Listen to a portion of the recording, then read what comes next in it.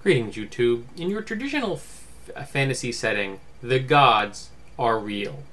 Now, some of the gods are aloof and stay away from mortal dealings. Some of the gods, like, say, the ones in the Lovecraft universe, you really don't want to be involved in mortal dealings. And some of them, say, like the ones in the World Tree, may just pop in for a spot of tea. But the gods are real. So, that got me thinking the other day.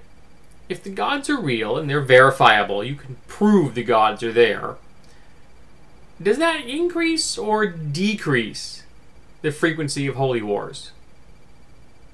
Now, you could say that the gods are real, we know they're real, so why bother fighting over it? Or you could say, we know the gods are real, and yay, go Team God.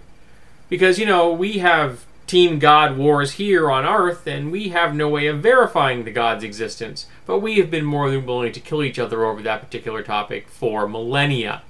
Back in the era of the city-states, it was very common when one city-state was conquered by another to impose the gods of the winner upon the loser.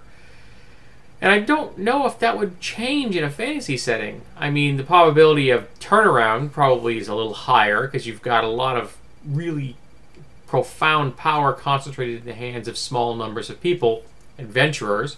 So, you know, you've got more chance of turning over a victory, I think, than you have in the real world. But it's actually for your conventional holy wars, I actually, after some thought, have come to the conclusion that it probably wouldn't matter at all. That the number of times it would decrease the frequency would be counterbalanced by the number of times it increases the frequency. That essentially, the gods being real would have no net gain on how often people decide to kill each other over their particular god being better than someone else's particular god. Of course, that does make you ponder about what about the gods that are against war. There are gods out there that are constructive or pacifists. How do they fare in the world? Do they make allegiances with gods that are a little more martial to help protect them? Or do they accept the fact that they will be overwhelmed and they can overcome from within? Just some questions I thought I'd ask today and see if any of my viewers had any answers.